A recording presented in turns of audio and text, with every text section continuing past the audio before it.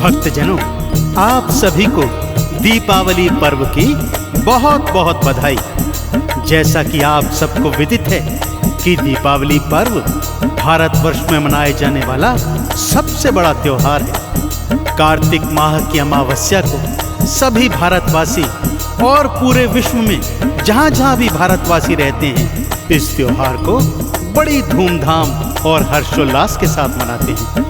इस त्योहार को मनाने के पीछे वेद पुराणों में अनेकानेक कथाओं का वर्णन है भक्तों, जिनमें से कुछ प्रमुख कथाएं आज मैं आपको संगीतमय रूप में सुनाने जा रहा हूं। पहली कथा है भगवान श्री राम जी के अयोध्या लौटने से संबंधित। ये संगीतमय कथा आप सभी सुनिए और प्रभु श्री राम जी का आशीर्वाद प्राप्त कीजिए। बोलिए भगवान श्री रामचंद्र जी महाराज की।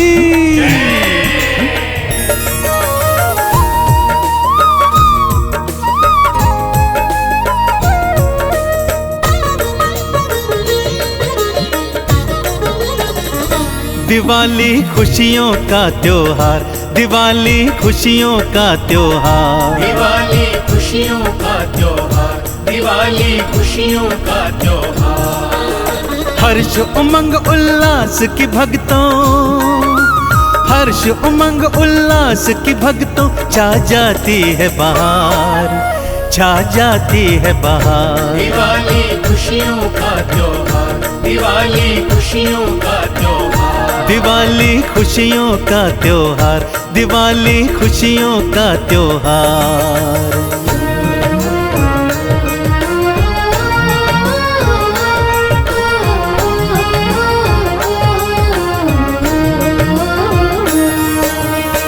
त्रेता युग में धरती माता को रावण के आतंक से मुक्त कराने हेतु श्री हरि विष्णु भगवान ने प्रभु राम के रूप में अपना सप्तम अवतार धारण किया। भक्तों, अपनी लीला करते करते पत्नी और भाई के सहित 14 वर्षों के लिए वे वनवास को गए और जब 14 वर्ष पश्चात वनवास काटकर रावण जैसे आतताई का अंत कर अयोध्या में वापस आए तो वो दिन कार्तिक माह की अमावस्या का दिन था। परंतु अयोध्या वासियों ने उस काली अमावस रात को इतने दीपक जलाए कि उसका प्रकाश पूनम की रात की रोशनी को भी फीका करने लगा। तभी से भक्तों, दीपावली पर्व पूरे भारतवर्ष में बड़ी धूमधाम से कार्तिक माह की अमावस्या को मनाया जाता है। तो एक बार फिर बोलिए, बोलिए प्रभु श्री रामचंद्र जी महाराज की।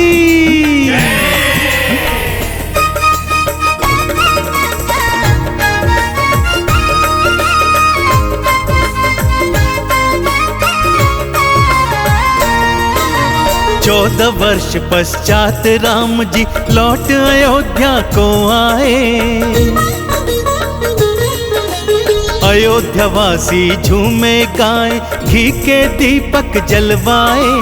कार्तिक माह अमावस की वो भक्तों रात तो काली थी, घर घर दीप जले थे भक्तों, मन रही खूब दिवाली थी। चारों दिशाओं में होती है, चारों दिशाओं में होती है राम की जय जयकार, राम की जय जयकार। दिवाली खुशियों का त्योहार, दिवाली खुशियों का त्योहार, दिवाली खुशियों का त्योहार, दिवाली खुशियों का त्योहार।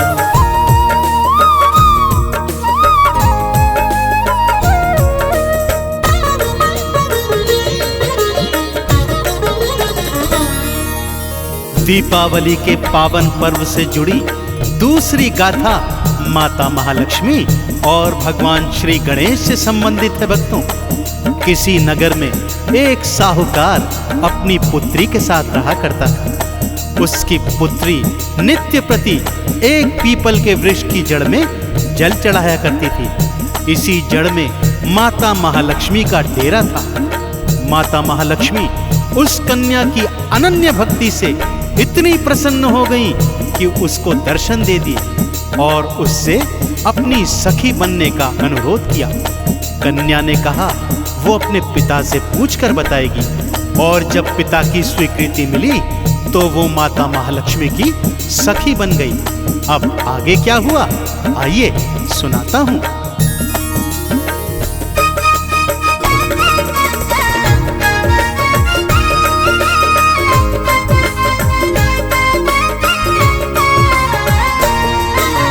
एक कन्या जो माँ लक्ष्मी को रोज ही जल चढ़ाती थी,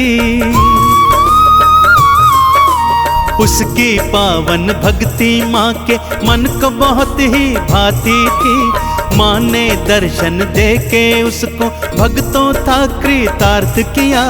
मेरी सखी तुम बन जाओ, माँ लक्ष्मी ने आह्वान किया। मैया उसे बैकुंठ ले आई, मैया उसे बैकुंठ ले आई, करने लगी सत्कार, करने लगी सत्कार। दिवाली खुशियों का त्योहार, दिवाली खुशियों का त्योहार, दिवाली खुशियों का त्योहार, दिवाली खुशियों का त्योहार।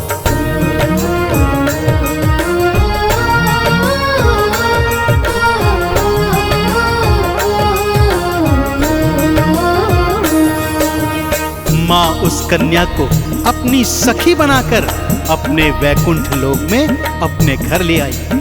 वैकुंठ लोक की शोभा देखकर उस कन्या के नेत्र चौंधिया गए भक्तों। स्वर्ण के महल, स्वर्ण के बैठने के आसन, गहने वस्त्र आभूषण, खाने में 56 भोग। माँ ने अपनी सखी का खूब मन से सत्कार किया। कुछ दिन माता महालक्ष्मी के यहाँ रहने के बाद वो कन्या जब अपने घर जाने लगी तो माता ने विदा करते करते उसे ढेरों उपहार दिए। जाते जाते माता महालक्ष्मी ने उस कन्या से पूछा कि हे सखी, मैंने तो तुम्हें अपने घर बुला लिया, अब तुम मुझे अपने घर कब बुलाओगी? ग्लानि से भरी वो बेचारी कन्या उस समय कुछ न कह पाई। बोली, सखी पिता से पूछकर तुम्हें निमंत्रण दूंगी। यह कहकर वो कन्या दुखी मन से अपने घर आ गई।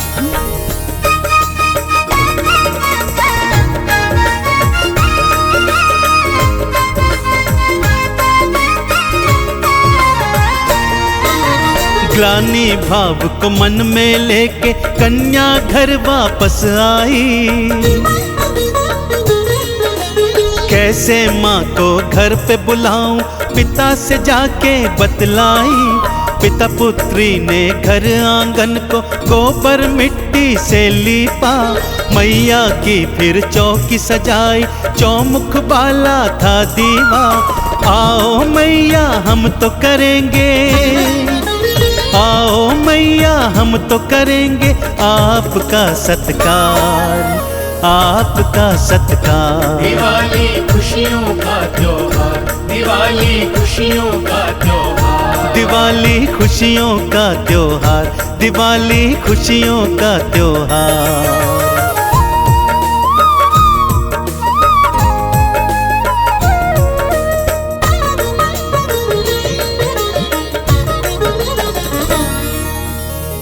घर आंगन तो सज गया था भक्तों, पर अब प्रश्न था कि माँ को खिलाने हेतु 56 भोग कहाँ से आएंगे। वो सेठ तो था, परंतु इतना भी धनवान नहीं था कि माँ के स्वागत हेतु 56 भोग का प्रबंध कर सके। परंतु माँ तो दाती दयावान है। माँ ने कृपा की, एक चील उड़ते उड़ते उनके घर में 9 लाख का हार फेंक कर चली गई। साहूकार ने उस हार को जाकर हाट में बेचा और जो भी धन मिला उससे माँ के भोग लगाने हेतु 56 भोग लेकर आ गया। कार्तिक अमावस्या के दिन माता महालक्ष्मी भगवान श्री गणेश जी के साथ अपनी सखी के घर पधारी। द्वार पर वंदनवारे देख, घर आंगन को मिट्टी गोबर से लीपा हुआ देख, घर में दीप माला जलती देख और अपनी चौकी पर चौमुखा दिया जलता देख माता लक्ष्मी अति प्रसन्न हुई और भगवान गणेश सहित उन्होंने उस कन्या का दिया 56 भोग स्वीकार किया। उसके पश्चात माता महालक्ष्मी ने और भगवान श्री गणेश जी ने उनके परिवार को ढेरों ढेर आशीर्वाद दिए और वैकुंठ लोक लौट आई। तभी से भक्तों, सभी भक्त कार्तिक माह की अमावस्या को अपने अपने घरों में वंदनवारे लगाकर, दीपमाला सजाकर और माता महालक्ष्मी और भगवान श्री गणेश का विधिवत पूजन आरती कर दीपावली का पर्व अत्यंत हर्षोल्लास के साथ मनाते हैं और माता महालक्ष्मी तथा भगवान श्री गणेश जी का विशेष आशीर्वाद प्राप्त करते हैं। तो एक बार फिर मेरे साथ बोलिए, बोलिए माता महालक्ष्मी की, बोलिए भगवान श्री गणेश जी महाराज की।